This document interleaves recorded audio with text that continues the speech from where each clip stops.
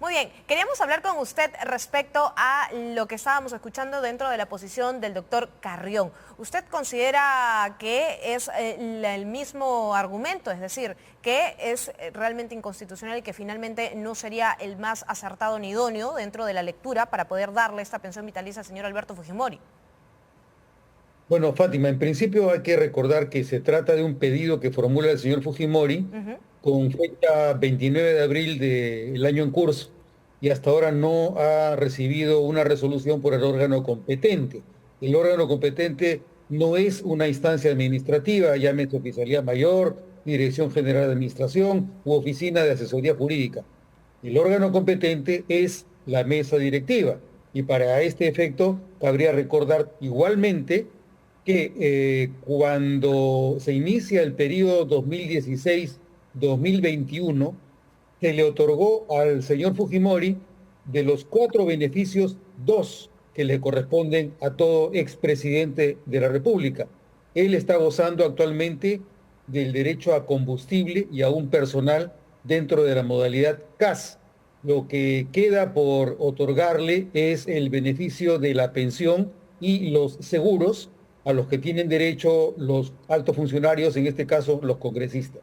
Entonces, esa prerrogativa, es decir, el combustible y el personal CAS, ha sido otorgado al expresidente Fujimori a través de un acuerdo de mesa directiva, que reconoce entonces que el órgano competente para otorgar ese beneficio es la mesa directiva.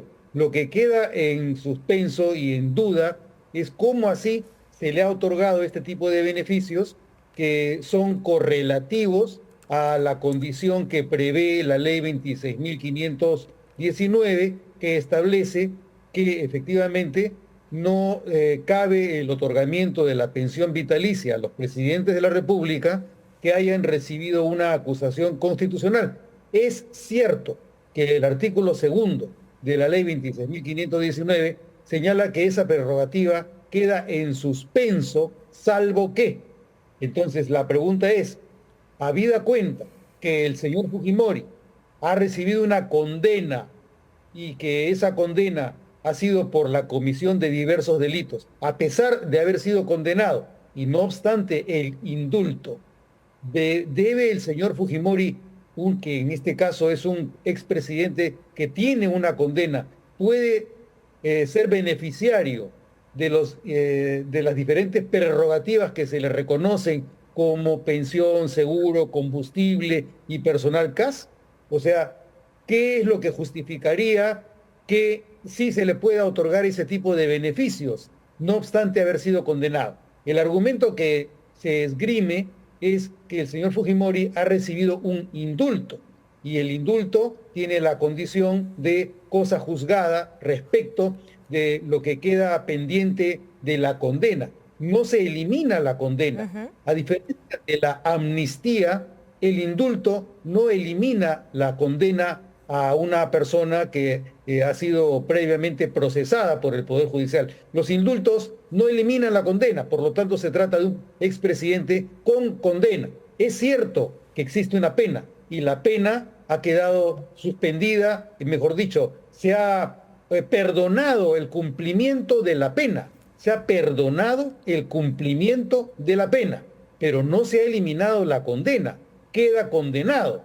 Lo que se le ha eximido es del cumplimiento del resto del tiempo que debía permanecer y se supone que es por las razones humanitarias que se invocó en la resolución suprema con la cual se le concedió ese indulto. Entonces, no podría ocurrir que, no obstante que el segundo artículo de la ley 26.519, que señala que queda en suspenso el otorgamiento de la pensión, no se puede señalar que debido a que existe un indulto, el señor Fujimori en este caso tiene derecho a una pensión, a un beneficio, no obstante haber sido condenado. La suspensión en ese caso es indefinida para todo caso de un presidente que ha recibido no solamente una acusación constitucional, sino que luego de un proceso de extradición ha sido procesado y condenado. No, Ujú. estemos de acuerdo Así es. con la sentencia, es otro tema.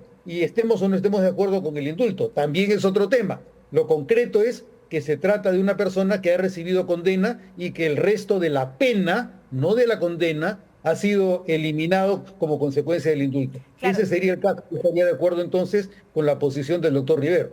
Claro, porque lo que dice más temprano el presidente del Parlamento es contrario a lo que usted nos interpreta, ¿no? Lo que ellos aducen o argumenta, dice, lo que ha interpretado asesoría legal es que esta suspensión no puede ser de manera indefinida y que estaría referida a una acusación que se encuentra en trámite, es decir, para ellos actual. Y tratándose de un derecho constitucional como es la pensión, que tiene que ver directamente con la sobrevivencia de una persona que asumió el cargo de expresidente, la opinión es favorable. Es decir, estamos hablando de que el artículo número 2 de la ley a la que se hace referencia respecto a poder otorgar este beneficio, es decir, la ley 26.519, dice que esta denuncia constitucional tiene que ser del actual Parlamento, así lo están leyendo ellos, y por eso es que aducen que no se puede atentar con esta presunción de inocencia. Bueno, en principio, lo que hace el artículo segundo es señalar cuáles son los casos en los que cabe que esa pensión no sea interrumpida. Así es. Y el único caso que señala el artículo segundo es que haya una sentencia absolutoria del Poder Judicial. Ese no es el caso.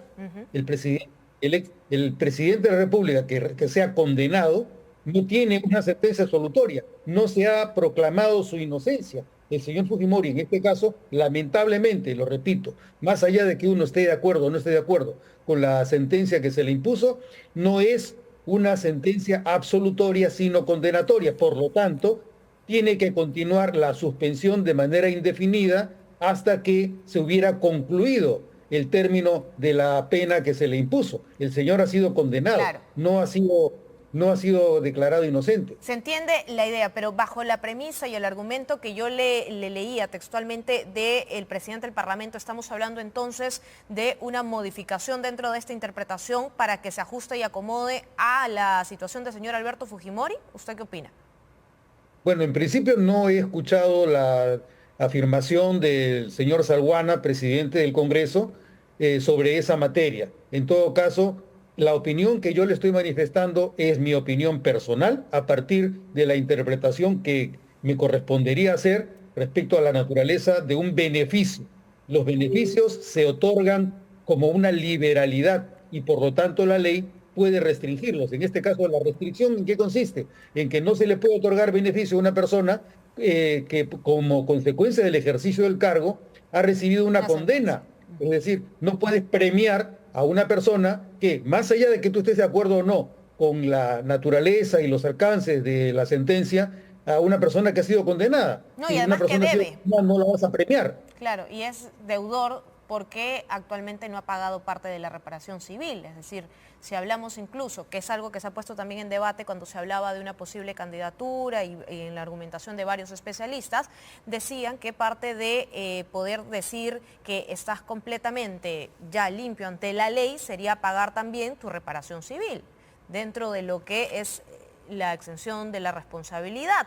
Si en caso fuera esa parte de la argumentación, pero ni siquiera eso, es decir, es una persona que le debe al Estado y que el Estado ahora le tiene que pagar más de 15.600 soles, incluidos, agregado usted el tema del asistente, que es 3.700 soles, más los 120 galones de combustible adicional a los 7 u 8 policías personales que tiene para su custodia.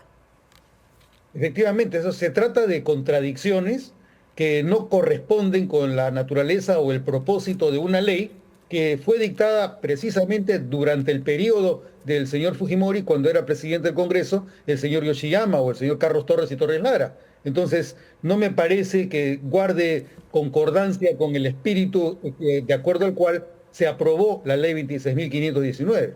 Y en el desconocimiento, usted clarifíquenos esta consulta.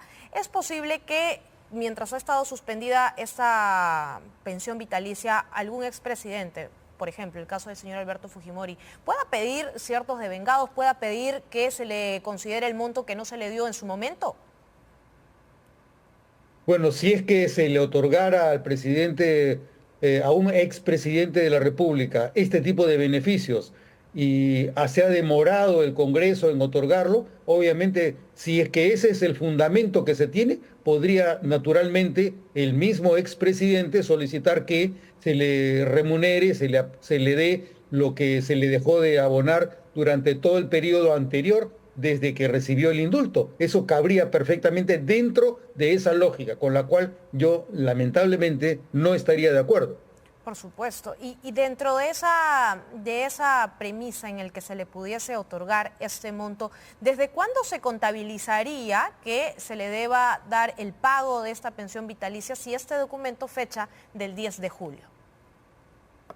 Bueno, el expresidente Fujimori presenta el pedido de otorgamiento de la pensión vitalicia el 29 de abril del año 2024. Pero obviamente, si el argumento es que corresponde otorgarle la pensión vitalicia, esa pensión tendría que reconocérsele a partir de la fecha en la que el indulto fue hecho efectivo, vale decir, a partir del mes de diciembre del año 2017, me parece que es. Es decir, desde ese entonces, ahora podría cobrarse estos devengados que estaba usted explicándonos en caso se restituya completamente, que es lo que parece que va a pasar, porque ya lo ha dejado en claro hoy muy temprano el señor Eduardo Salguana. Ha dicho que la decisión no es de la mesa directiva, sino netamente de este ente administrativo que representa el Parlamento de la República. Bueno, nuevamente, lo repito, no es una competencia que corresponda a ninguna entidad propiamente administrativa. Eso no lo puede otorgar el servicio parlamentario. Lo tiene que hacer la mesa. Como ha ocurrido previamente con el otorgamiento del combustible y con el otorgamiento de un personal CAS. Esos beneficios los otorga la mesa directiva. Quien no puede lo menos, no puede lo más. La mesa es la única que puede otorgar los beneficios como combustible o como el personal CAS. Por eso es que tendría que, por la misma razón, ser la misma mesa y no personal administrativo del Congreso quien tenga que otorgar ese beneficio. De lo contrario, se va a involucrar al servicio parlamentario en una competencia que en realidad no es suya. Sería una usurpación de funciones el otorgarle o delegarle a la Oficialía Mayor la competencia de otorgar un beneficio tan grave como es una pensión vitalicia. Esa no es una competencia del Congreso, mejor dicho, del Servicio Parlamentario del Congreso. Entonces, no es que vayamos a escuchar que, bueno, de la mesa directiva puedan decir, bueno, no es nuestra decisión, lo ha decidido administración con un aval legal y nosotros solo firmamos. No es así, así no es como se gesta al menos en el caso de la pensión vitalicia. Es correcto, eso sería un lavado de manos. La mesa directiva no puede lavarse las manos, tiene que asumir su competencia. Lamentablemente, aunque le cueste trabajo reconocer eso, no me parece que corresponda, no es una competencia que tenga el oficial mayor ni ninguna entidad del servicio parlamentario respecto de una competencia tan grave como el otorgamiento de una pensión vitalicia a un expresidente de la República. Muy bien, muchísimas gracias al ex oficial mayor del Congreso, César Delgado Guembes, por darnos esta clarificación dentro del tema, bajo la experiencia y su interpretación además también de la ley. Gracias una vez más a nuestro entrevistado. Nada.